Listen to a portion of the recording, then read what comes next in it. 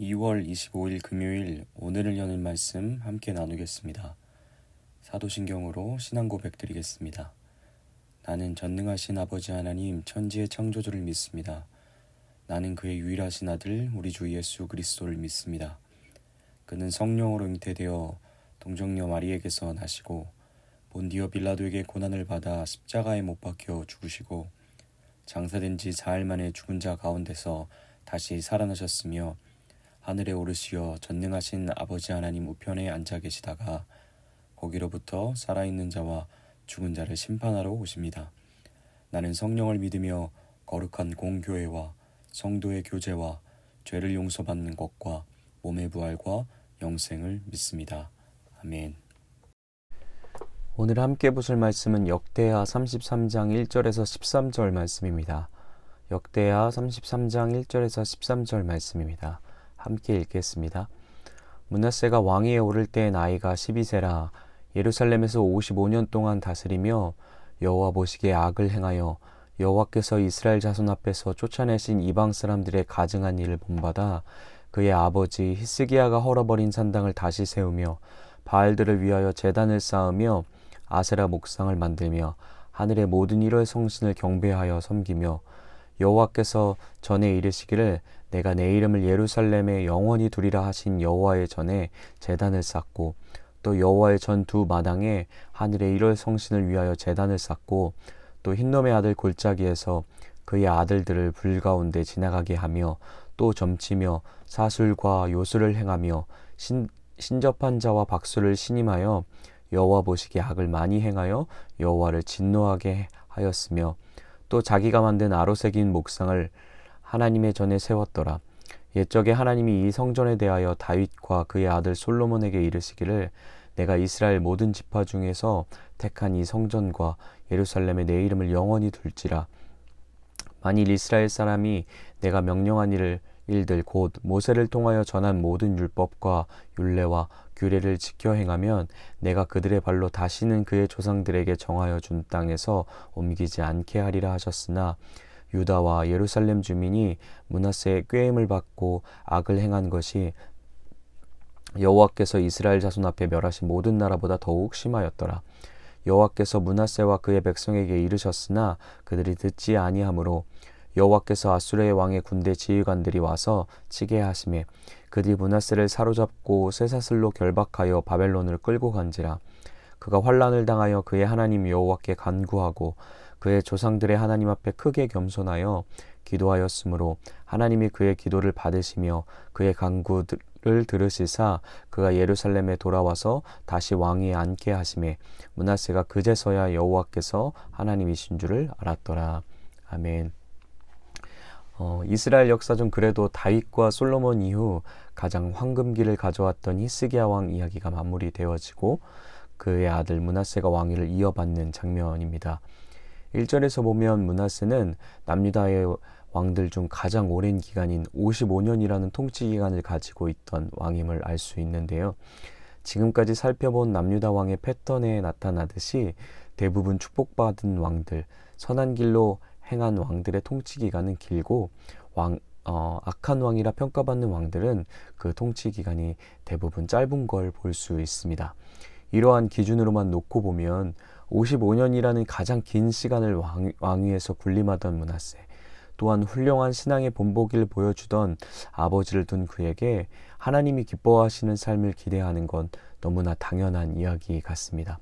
그러나 우리의 기대를 비웃기라도 하는 듯 므낫세는 전혀 기대 밖의 삶을 살아가게 됩니다. 므낫세는 히스기야와는 완전 대조되는 삶을 살게 되는데요. 오늘 본문은 그를 가리켜 유다 역사상 가장 나쁜 왕 중 한 명으로 평가하고 있습니다. 어떤 면에서는 므낫세는 28장에 나오는 히스기야의 아버지였던 제2의 아하스의 등장이라 불릴 만큼 또 한 번 남유다의 어두운 계절이 도래하게 할 인물처럼 보입니다. 그가 어떤 악한 일을 하고 있는지, 또한 하나님은 그 가운데서도 어떤 반전의 역사를 써내려 가시는지 한번 본문을 통해 살펴보도록 하겠습니다. 먼저 므낫세가 지은 죄에 대한 부분인데요. 크게 4가지의 범주로 이야기할 수 있을 것 같습니다. 3절 말씀입니다. 그의 아버지 히스기야가 헐어버린 산당을 다시 세우며 바알들을 위하여 제단을 쌓으며 아세라 목상을 만들며 하늘의 모든 일월 성신을 경배하여 섬기며.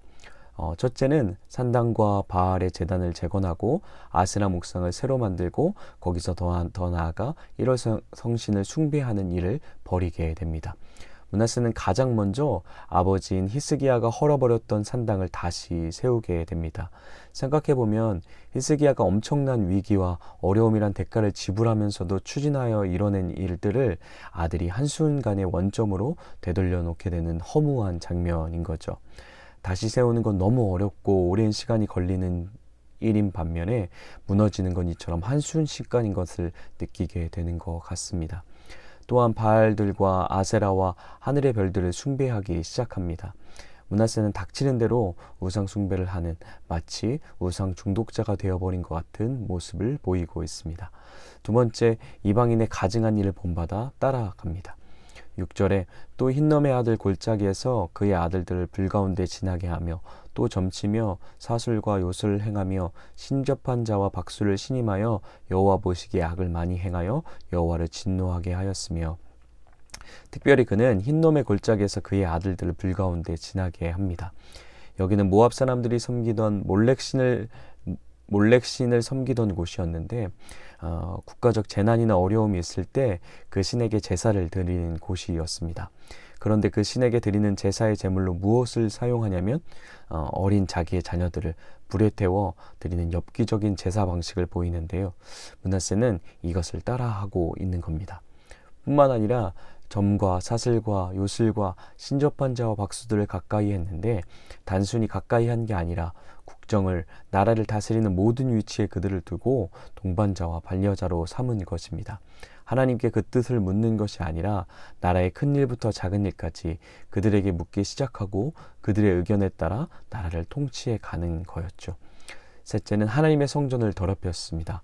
4절에 여호와께서 전에 이르시기를 내가 내 이름을 예루살렘에 영원히 두리라 하신 여호와의 전에 제단을 쌓고 또 여호와의 전 두 마당에 하늘의 일월 성신을 위하여 제단을 쌓고 7절에 또 자기가 만든 아로새긴 목상을 하나님의 전에 세웠더라.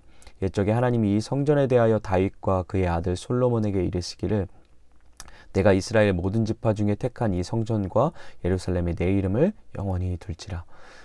성전과 예루살렘은 신명기부터 약속한, 그리고 솔로몬 성전 장면에도 나오는 것처럼 하나님이 자신의 이름을, 그 영광의 임재를 두신다고 약속한 곳이었습니다. 그런데 므낫셋은 보란듯이 하나님의 성전에 음란한 신들을 섬기고 아세라 신을 두는 것을 볼 수 있습니다. 마지막으로 유다와 예루살렘 모든 주민들도 악한 길을 가게 합니다. 9절에 유다와 예루살렘 주민이 므낫세의 꾀임을 받고 악을 행한 것이 여호와께서 이스라엘 자손 앞에 멸하신 모든 나라보다 더욱 심하였더라. 자기 개인적인 죄의 문제로 끝나지 않고 자신의 위치와 역할을 망각하며 모든 백성들이 악한 길을 가게끔 재촉하며 끌고 가는 모습을 보이게 되는 거죠. 본문은 므낫세가 저지른 이 악이 얼마나 깊고 중한지에 대해 이야기해 주기 위해 2절에 여호와께 악을 행하였다, 6절에 악을 많이 행하였다, 9절에는 악을 행한 것이 모든 나라보다 더욱 심하였다고 점진적으로 확대하여 표현하며 그의 악함에 대해 엄중하게 고발하고 있습니다. 그런데 이런 글을 하나님이 그냥 보고 계신 게 아니었습니다. 10절에 여호와께서 므낫세와 그의 백성에게 이르셨으나 그들이 듣지 아니하므로. 하나님은 선지자를 보내시고 그들을 통해 말씀하심으로 하나님께 돌아올 수 있는 기회를 끊임없이 제시해 주셨습니다. 그런데 므낫세는 또한 남유다는 듣지 않게 되는 거죠. 그래서 하나님은 최후의 묘책을 사용하실 수밖에 없었습니다. 11절에 여호와께서 아수르의 왕의 군대 지휘관들이 와서 치게 하심에 그들이 므낫세를 사로잡고 쇠사슬로 결박하여 바벨론으로 끌고 간지라. 아수르라는 도구를 사용하셔서 그를 심판하십니다. 아수르의 사람들이 므낫세를 쇠사슬로 묶어서 바벨론으로 끌고 가는 장면인 거죠. 쇠사슬에 묶인다는 건 전쟁 포로에게나 적용되는 최고의 수모였습니다. 하나님의 백성을 다스리던 왕이 이방 민족에게 최고의 비참한 수모를 당하며 포로가 되어 끌려가는 비극의 극치의 장면을 보여주고 있는 겁니다. 여기서 모든 이야기가 끝나도 이상하지 않은 결말입니다. 지독하고 걷잡을 수 없는 악을 행한 므낫세. 그럼에도 불구하고 돌이킬 수 있도록 수없이 말씀을 통하여 길을 보여주셨음에도 그것을 거부한 므낫세. 그에게 남은 거라곤 당연히 엄중한 심판인 것이 정당한 결과였습니다. 그리고 지금까지 살펴본 남유다의 악한 왕들의 결말도 이와 같이 심판을 받음으로 비참한 최후를 맞이함으로 그 이야기가 끝나게 되는 것을 우리는 알 수 있게 되죠. 그러나 독특하게 므낫세 이야기에만 볼 수 있는 극적인 반전의 장면이 있는데요. 12절, 13절입니다. 그가 환난을 당하여 그의 하나님 여호와께 간구하고 그의 조상들의 하나님 앞에 크게 겸손하여 기도하였으므로 하나님이 그의 기도를 받으시며 그의 간구를 들으시사 그가 예루살렘에 돌아와서 다시 왕위에 앉게 하시매 므낫세가 그제서야 여호와께서 하나님이신 줄을 알았더라. 아멘. 므낫셋이 기도하기 시작합니다. 그렇게 말씀을 통해 이야기해도 듣지 않았던 므낫세가 포로로 끌려간 그 상황에서 바벨론의 땅에서 하나님 앞에 무릎 꿇기 시작합니다. 단순히 기도한 게 아니라 온전한 겸손으로, 온전한 겸비함으로, 돌이키고자 하는 간절함으로 하나님 앞에 기도하기 시작합니다. 그랬더니 하나님이 어떻게 하십니까? 참 우리의 머리로는 이해가 안 되는데 그의 기도를 들으시고 간구를 들어주시는 거죠. 그 결과 므낫세는 포로에서 돌아오게 되고 다시 왕위에 앉아서 나머지 통치 기간 동안 나라를 다스리게 됩니다. 어떻게 이런 일이 가능했을까요? 역대하 7장 14절에 솔로몬에게 이야기하셨던 약속이 있었습니다. 내 이름으로 일컫는 내 백성이 그들의 악한 길에서 떠나 스스로 낮추고 기도하여 내 얼굴을 찾으면 내가 하늘에서 듣고 그들의 죄를 사하고 그들의 땅을 고칠지라. 아멘. 이 약속을 하나님이 신실하게 기억하고 계신 겁니다. 그 약속을 이 어둠의 시절 가운데도 끊어내지 않고 이어가고 계신 거죠.